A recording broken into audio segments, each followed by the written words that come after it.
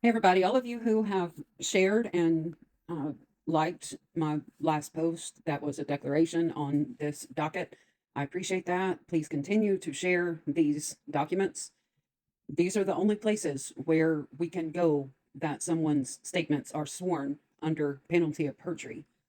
We don't have that from this administration. They don't have to tell us the truth. They've proven that they won't. The people who they are killing, including Miss Good and Mr. Pretti, aren't here to tell us. We have to rely on what other people are reporting to the courts under oath, under penalty of perjury, so we can seek justice for them. So it is incredibly important, and thank you for sharing your time with me in doing that. With that said, there's also another declaration that was made on this docket yesterday that I want to share with you. It's about the same length as the one from earlier. So if you'll stick with me for just a couple of minutes, we'll get through it and see what this person has to say. Here is the cover page for it. The person's name is redacted. This is document 107 with that case number there at the top. As always, if you type in that case number plus the words court listener, these items are public and free for anyone to use and distribute as you see fit. And I suggest that you do. Please make your own content with some of these. The more eyes we can reach, the more truth we can tell under oath, the better off everyone is going to be. This does matter, even if it seems like it doesn't. It absolutely is very important. With that said, let's read. I, redacted, declare as follows. I'm a resident of the Whittier neighborhood of Minneapolis, Minnesota. I'm over 18 years of age. I'm a children's entertainer who specializes in face painting. On Saturday, January 24th, 2026, at about 8:50 a.m., I was getting ready to go to work when I heard whistles outside. I knew the whistles meant that ICE agents were in the area, so I decided to check it out on my way to work. I've been involved in observing my community because it is so important to document what ICE is doing to my neighbors. That is absolutely true. Every bit of this matters.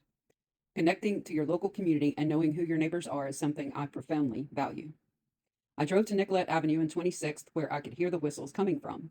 I turned south onto Nicollet. There were already several ICE agents there, and they had set up a sort of a vehicle convoy on Nicollet and 28th. There were also about 15 observers there recording and observing ICE. I saw ICE agents surrounding cars and punching car windows. I also saw them stopping vehicles further down Nicollet, so I backed up because I didn't feel safe continuing on. I noticed a man sort of acting to help traffic move more smoothly. He helped me find a place to park. I got out with my whistle and my camera. I went over to him and said something like, I'm going to film and use my vehicle, or use my whistle. It seemed like most ICE activity was happening a little further down the street from us near 27th. Someone was being thrown to the ground. I started recording. There was an agent by car across the street. Two observers were a few feet away from the agent, blowing their whistles. One was wearing a backpack. I and the man who was observing and helping direct traffic were standing in the street. There was a phone in the man's hand recording a video. An agent approached and asked us to back up, so I slowly moved back onto the sidewalk. The man stayed in the street, filming as other observers I mentioned earlier were being forced backward by another ICE agent, threatening them with pepper spray. The man went closer to support them as they got threatened, just with his camera out. I didn't see him reach for or hold a gun. Then the ICE agent shoved one of the other observers to the ground. Then he started pepper spraying all three of them directly in the face and all over. The man with the phone put his hands above his head, and the agent sprayed him again and pushed him. Then the man tried to help up the woman the ICE agent had shoved to the ground. The ICE agents just kept spraying. More agents came over and grabbed the man who was still trying to help the woman get up. All three of the observers looked to have been badly affected by the pepper spray. I could feel the pepper spray in my eyes. The agents pulled the man on the ground. I didn't see him touch any of them. He wasn't even turned toward them. It didn't look like he was trying to resist, just trying to help the woman up. I didn't see him with a gun. They threw him to the ground. 4 or 5 agents had him on the ground and they just started shooting him. They shot him so many times. I don't know why they shot him. He was only helping. I was 5 feet from him and they just shot him. The video I recorded of what happened accurately depicts the events leading up to the agent shooting him and several minutes afterwards. The video is attached as Exhibit 1. I have read the statement from DHS about what happened, and it is wrong. The man did not approach the agents with a gun, he approached them with a camera. He was just trying to help a woman get up, and they took him to the ground. I feel afraid. Only hours have passed since they shot a man right in front of me, and I don't feel like I can go home because I heard agents were looking for me.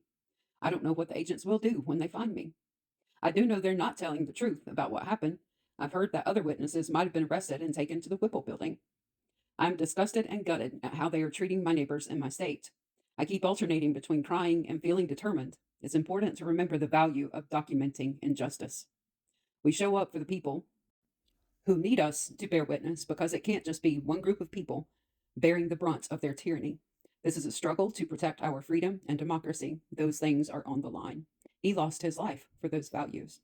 I declare under penalty of perjury that everything I have stated in this document is true and correct. Dated and signed on January 24th, 2026 in Hennepin County, state of Minnesota.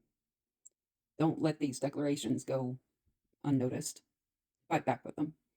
Share content that you see, make your own. You can access these the same way I have.